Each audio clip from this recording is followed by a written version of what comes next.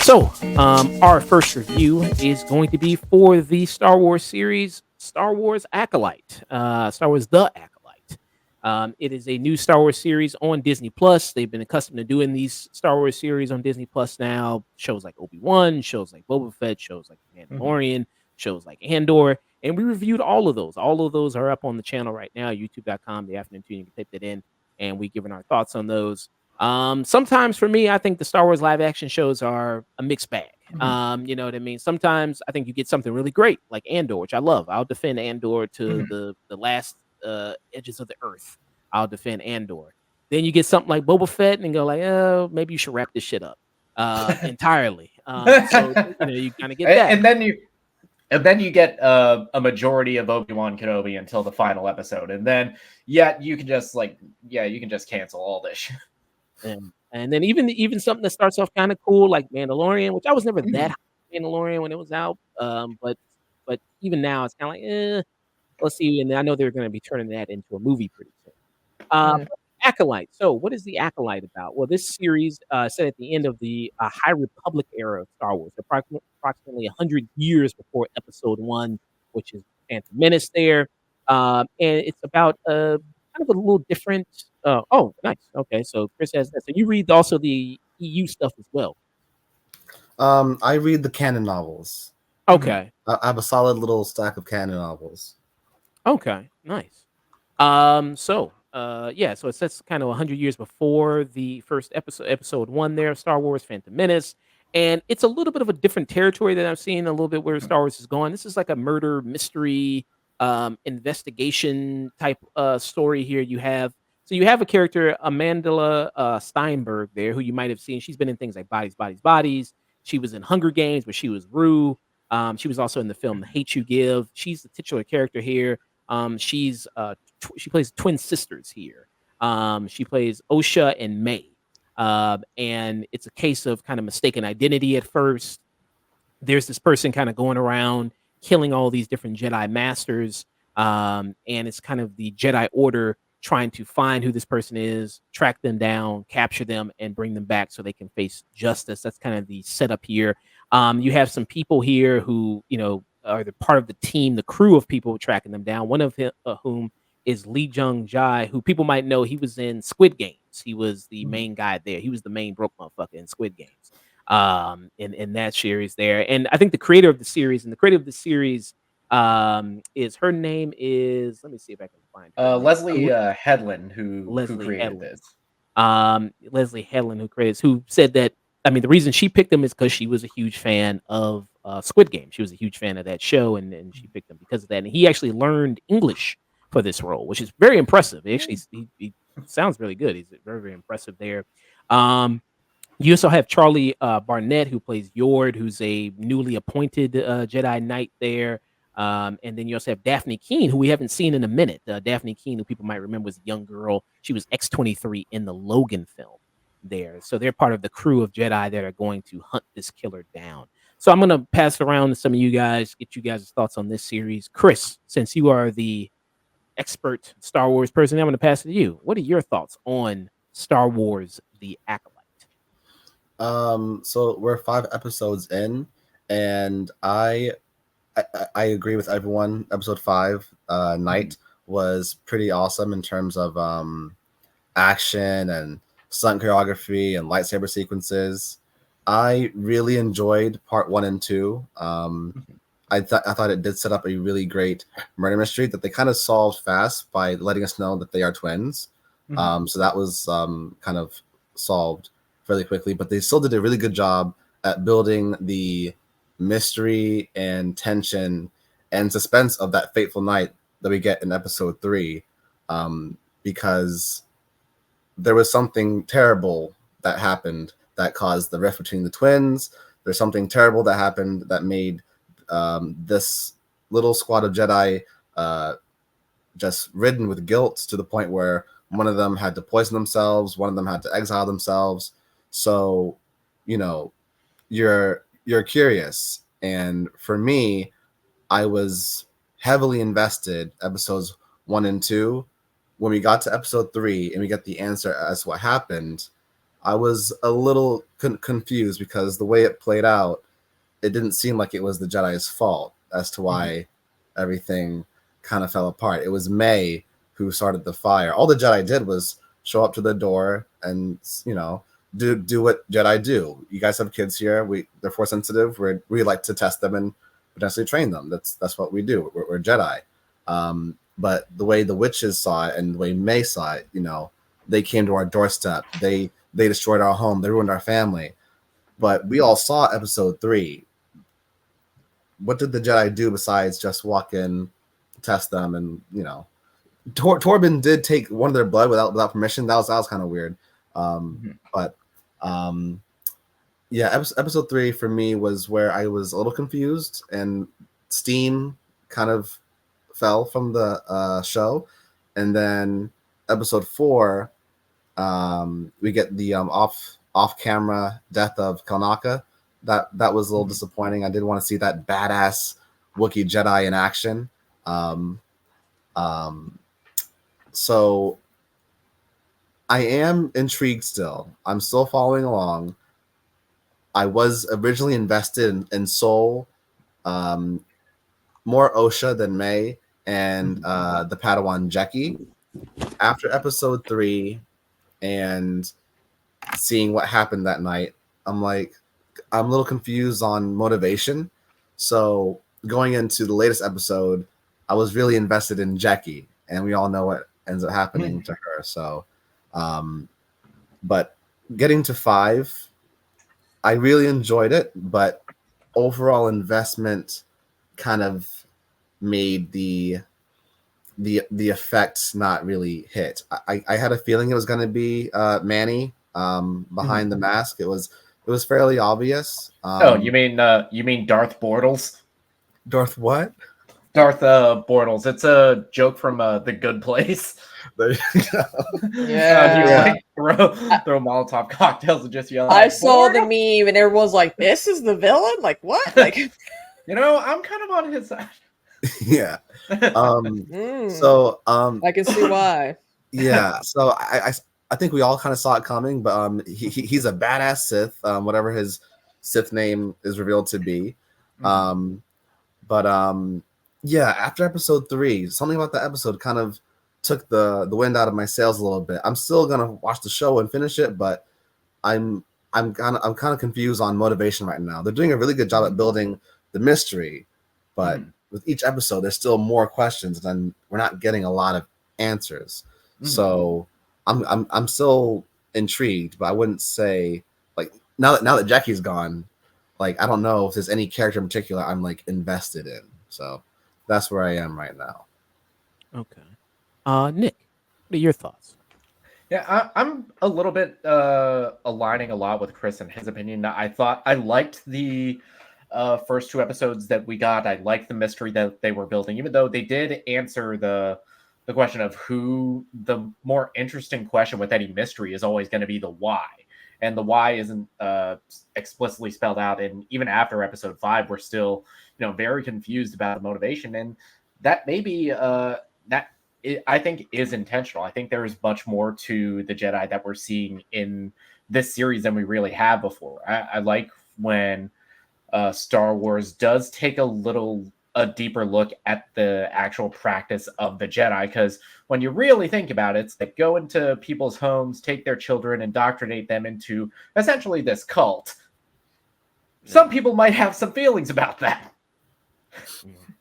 And especially in the 3rd episode, I liked what they were doing with taking another look at a different set of Force users besides the Jedi and the Night Sisters. Some of it was a little bit corny, but I understood what they were going for. That using different practices, looking at different religions that practice the Force. The 4th episode, it kind of felt like, okay, we're just kind of biding time until we get to the actual stuff we came to see. The 5th episode, as far as the action, which is this is stunt coordinated by Christopher Cohen, who's worked on Kingsman, who's worked on Shang-Chi, and his action design in this is excellent. It's some of the best lightsaber fighting that we've seen since the Star Wars prequels, and the reveal of Manny Jacinto as the Stranger or Kimir. His motivation is going to be very interesting to delve into going forward. All right. So yeah, I've seen the show, got started on it, binged it last night. I know there was a lot of conversation. It's kind of hard to avoid all the discourse about the show before it even started, of who they were casting when the first trailer came out. Black? There's fire in space. Wait, Black? Yeah. The fire in space thing, I'm like, have y'all not seen like a Star Wars movie or an alien movie? Yeah, Like, it's like any movie in space? that's always been a thing in Star Wars. It's like the space battles should be boring as hell because there should be no sound in space. Yeah. I mean, that's kind of, I mean, you have these kind of crazy kind of complaints kind of going on. Just nitpicking. And it's leading to the point. So there is a another property, another movie called Acolytes, and then people are actually review bombing that instead of review bombing Star Wars Acolyte. So if you're gonna review bomb it, at least review bomb the right thing, the right movie. Yeah. Yeah, it says Star Wars fans review bombing a 2008 movie called Acolytes instead of The Acolyte on Rotten Tomatoes. So not only are they, stupid, I mean, they also can't read as well, which is a problem. They can't even read there. I mean, I don't even know why you would even look at the poster and go like, wait a minute, that's not the right poster. It doesn't even say Star Wars on it. It doesn't say Disney on it. No. Where are the lightsabers at? Where's the...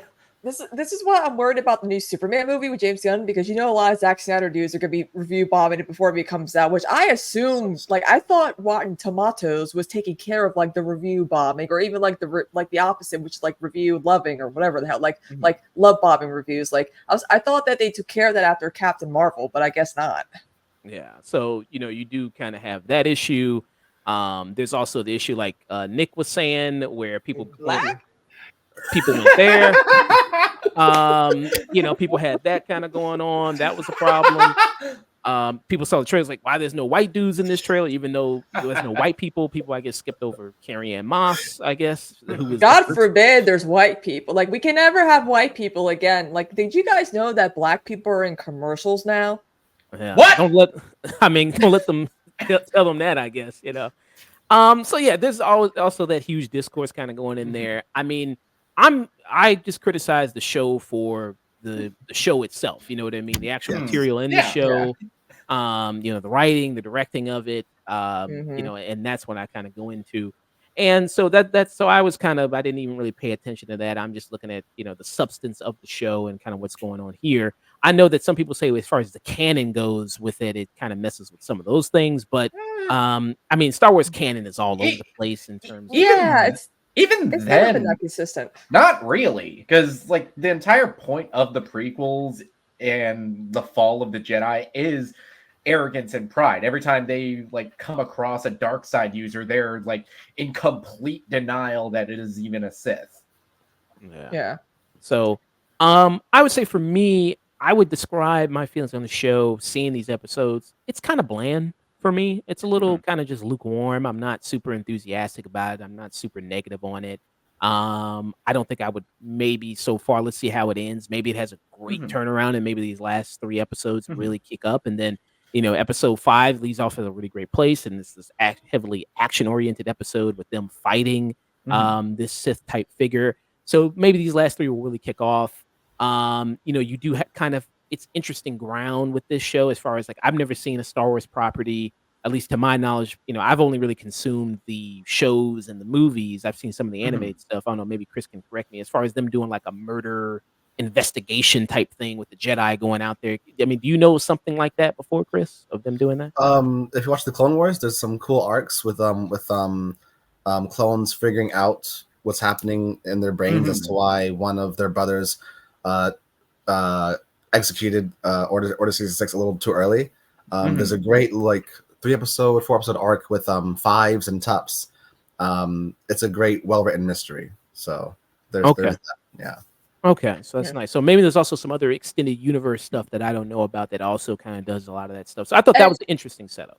And the one thing that the actors are getting criticized on is that they don't know the Star Wars lore, which we all know it's very much everywhere. But Yeah, I'm like, look at Harrison Ford. That man couldn't give two shits about Star Wars, yet he gets a pass. Doesn't give a fuck. yeah, it's like Doesn't give a it's like he got wanted to- asked about what was it like to come back as a Force Ghost. It's like, what the fuck is a Force fuck is a Force Ghost? Ghost? Yes, and he only came back because he's like, kill me off, kill Han Solo off, please. Please. That's the only way I'm gonna return. Like, That's real.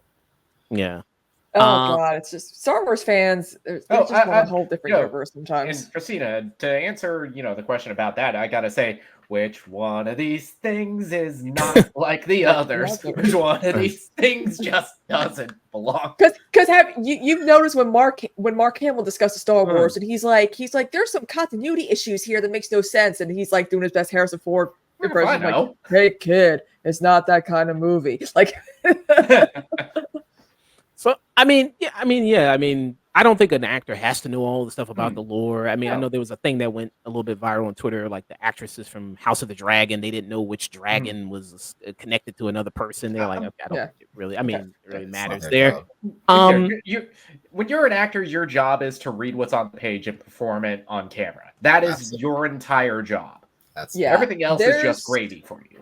There's this guy who does Aemon Targaryen TikToks, and he was talking about how, like, he was like, we ran into my cousin Lucerre, so like he's your nephew. He's like, yeah, there's a lot, but technically Sure. they are nephew and cousin though, nephew by marriage, cousin by like blood or whatever. I'm like, there's so much incest in the Targaryen household that you might as well say they're my cousin and nephew simultaneously. Like, let it go, guys. It's fine. Like, So yeah, I do. Lucerys, go back to your Jacaerys, go back to your cousin bride. Cousin Bride. pretty much. Yeah, Better so than a sister wife. So I do think that some of the show is kind of bland there in that sense, with the kind of this, even with the interesting setup. And the whole thing about they do it pretty quick of like, yeah, it's the two twins and it's like that. They do that pretty quick. And even the third episode when as described, they do the flashback. And it doesn't seem like, okay, there wasn't too much wrongdoing on the Jedi's part. So why do they carry all this guilt? Maybe they'll explore something later. I don't know yet. And then even the two girls, because these are supposed to be twins, the two girls didn't look anything alike. I thought it was like these. I mean, clearly you could tell them apart. I don't know. They couldn't actually get real twins to play that part. So that was kind of there. What do you guys think about the performances in the show? Because I think Amanda Steinberg, who I've seen in other things like Bodies, Bodies, and I liked her in that. I don't think she's that strong in this. What do you guys think? What about you? I'm liking the performance. I think Stenberg does a great job of distinguishing both versions of the character. It's like there's never a point where I'm confused of whether May or Osha's on screen, even down from like how she carries herself when she's the different twin, how her speech pattern changes when she's playing May versus Osha. What about that's something to consider when it's one person playing twins. What about you, Chris? What do you think about some of the performances? At the very beginning, I loved it because the reveal that she's playing a twin. So there's Osha, her posture and voice is a little different, and May is she's hunting Jedi, so she's very kind of in like she kind of stands like a predator who's hunting. But like I said, after episode 3 and we get the reveal, I got kind of lost on her motivation, and then we get to episode 5. May is just running away the entire time, and I'm like, what do you want now? I'm like, are you running for survival? Are you running for safety? Are you looking like, and Osha is called back. Yeah, sorry. To answer your question, I was invested in the characters at first and the performance. Now, Osha and May are probably my least interested characters right now. So in terms of performance, also I think it might be the script. Am I the only one who thinks a lot of the dialogue doesn't feel natural? It's a lot of pretty weird. It's not like exposition heavy, but it's a lot of telling us what's happening instead of like two people talking to each other. I mean, but that's always kind of been a thing with Star Wars. I mean, Not George Andor. Luke, that's the exception. But Lucas has never been the best writer of dialogue, and it's always kind of shown in his scripts. Yes, Blue Igor. We know. We said Andor. That's the exception. Yeah. The kind of exception, which, like I said, I think Andor is one of the best things they've done with the Star Wars property since Disney's got it. I think it's just that great. Easily. I'm excited to see what they do in a season 2.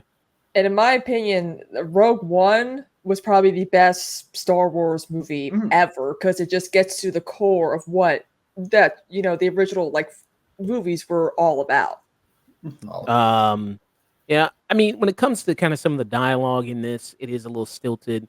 I think some people are better at delivering it than the others. I think, like I said, when it comes to kind of characters, I think for a guy that learned English for this role, I think he actually does pretty good. I think he's actually one of the strongest people here. And a lot of stuff he's definitely the best performance, even in the third episode of the flashback, which I don't know what they did to de-age him and Carrie Ann Moss, but it looked seamless, especially considering at least with Moss, we know what she looked like in 1999. So that was trippy seeing her look that young. And also I feel like Lee Jung-jae, I think he is probably one of the better actors on the show. He, at least because English is his second language, he kind of makes the stilted dialogue sound a little more natural. And I also think Manny Jacinto, when he is given the chance to speak in the 5th episode, I feel like he's making it sound really good. Yeah, let's hear some of his dialogue a little bit here.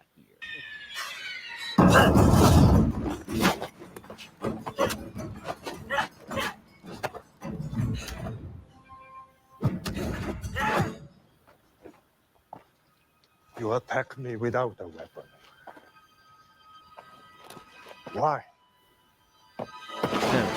And I think some of the action, some of the hand-to-hand stuff is actually pretty good here too. Yeah, a lot of the same stunt coordinators and performers from stuff like the Kingsman movies, from Shang-Chi, which Chris Cohen, he was the stunt coordinator on that as well, alongside the late Brad Allen. Yeah. So the two people I think are the best here are Lee Jung-jae, who plays Master Soul, which I'm thinking, is that like Seoul, Korea? Is that why his name's Soul? But I don't know if that's like a reference to that, but that's his name. And then you also have Daphne Keane as Jackie, who I think those two are, for me, my favorite. I think they're really good, and I like their dynamic. And I think kind of the weakest for me, I mean, I hate to pick on the black people, but I think it is Amanda Steinberg and Charlie Barnett, who plays Yord. Who's some of the weakest for you there, Nick, in the show there? For me, I would say it is Charlie Barnett, but I don't think it's his fault completely. I think that is kind of an issue with a lot of the dialogue he's given the character that he's supposed to play, because he is supposed to play that very much by the book Jedi Knight, the guy with the kind of the stick up his ass. Yeah. What about you, Chris? What do you think? Who's the kind of the weakest? Yeah, I absolutely love Amanda Stenberg, and I love the diss track she wrote to the bigots. That was awesome. That video she did on Instagram. But yeah, like I said, at first I was so invested in that we were dealing with Force sensitive twins again. But once we got to episode 3, I was like, okay, hopefully we go back to that and that this is fleshed out more. If not, then I'm a little confused on this character and motivation. So right now, unfortunately, yes, I agree with Josh. The weakest and least interesting is Osha and May. Right now, with Jackie gone, Jackie was like my favorite. With Jackie gone, I am really interested in the stranger, Chimer, and like, he's a Sith. This is 100 years before the events of Phantom Menace. What's his Sith name? Does he have a master? And like Nick said, he made the dialogue work. Like, I love the close up of him saying, "I want a pupil," and Acolyte in his eyes. Like there's like yearning in his eyes. Like he's killing it, and I want to learn more about that guy.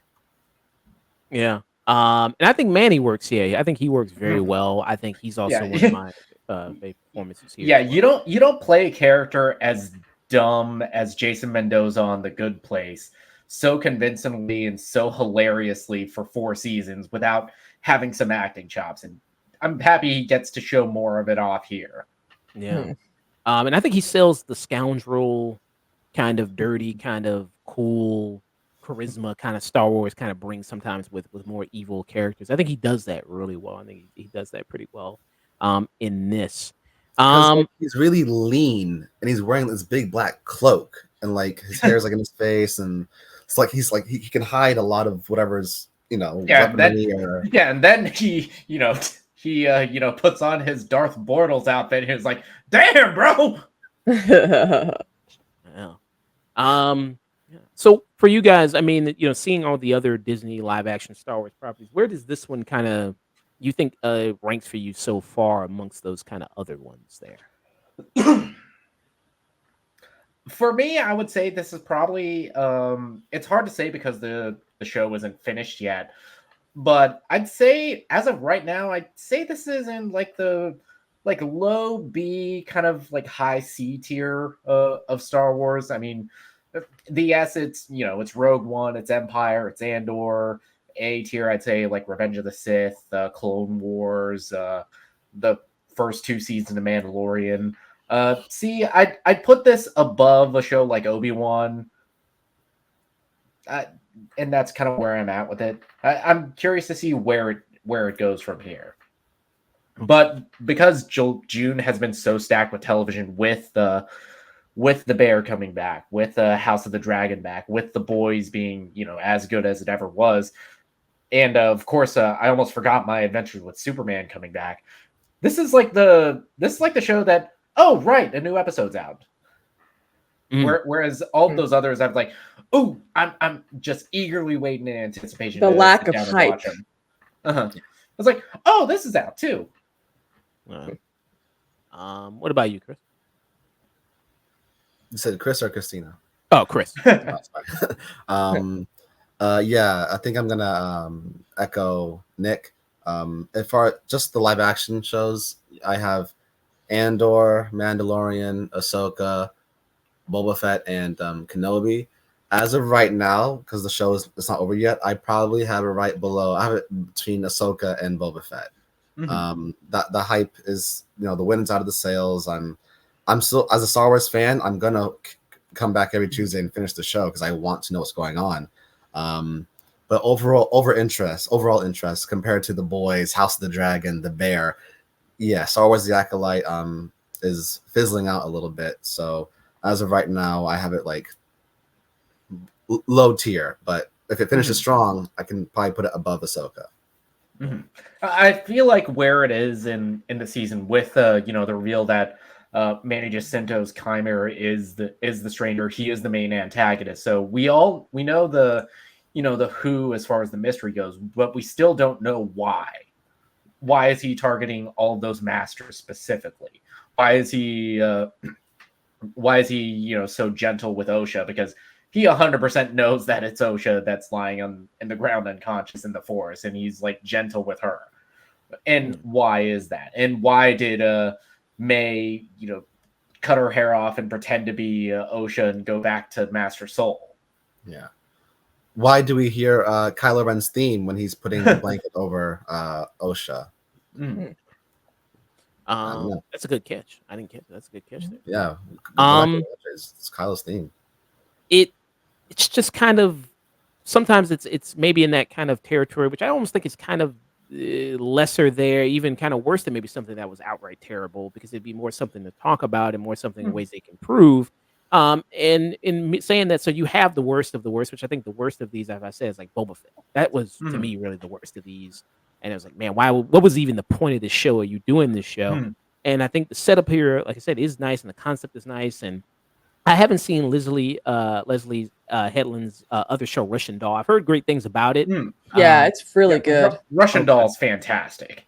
Okay, so and that we're about to talk about Natasha Lyonne in a minute with "But I'm a Cheerleader" and do a review for that. She's in that show, and I hear she's also kick ass in that show. But you bring these kind of good creators to come on and do these projects. These great kind of talent of other shows, and it's like, are you letting these people cook? Or are you letting these people do their creativity? Are they trapped within this Star Wars type machine, this Disney machine? There. Yeah, are you giving a show like Obi-Wan to Deborah Chow, who directed so many great episodes of Better Call Saul, and sticking her in that formula, or are you giving it to somebody like Tony Gilroy and say, "You got it"? Yeah. So it's kind of interesting. There. So, and you talk about all the great TV that's out right now. You talk about The Bear, you talk about House of the Dragon, you talk about The Boys, which is all out right now.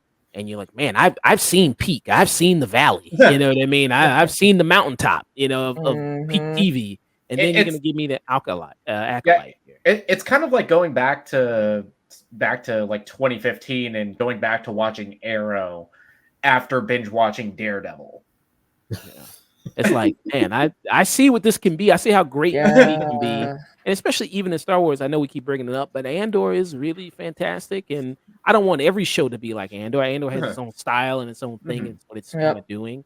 But if you want to do more of the dark, gritty kind of stuff, which I think this show is trying to do more, a little bit more dark, a little bit more kind of gritty in terms of the murders, in terms of that.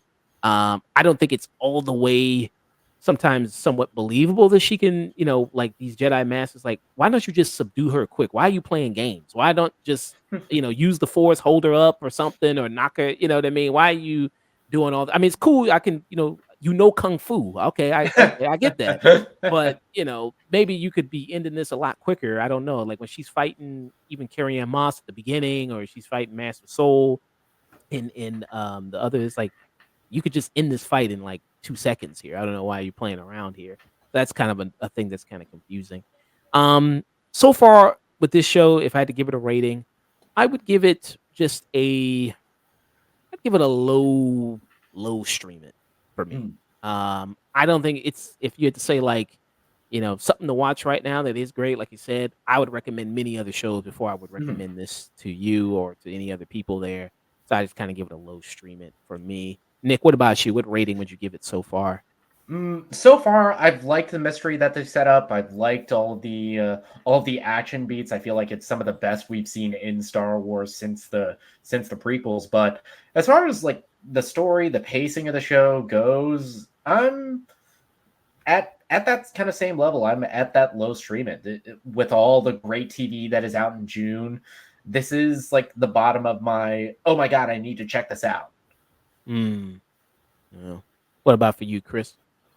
The fact that this story takes place about 100 years before the events of Phantom Menace, it does give a lot of people what they were asking for. A lot of Star Wars fans and casual fans wanted to get away from the Skywalkers, get away from any era where Skywalkers, are hustling and moving. And we got that.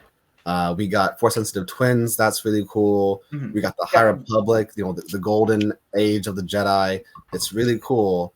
But the overall execution, once again, is a little bit off. The show, like Kristina said, is a little bland. It's a little stale.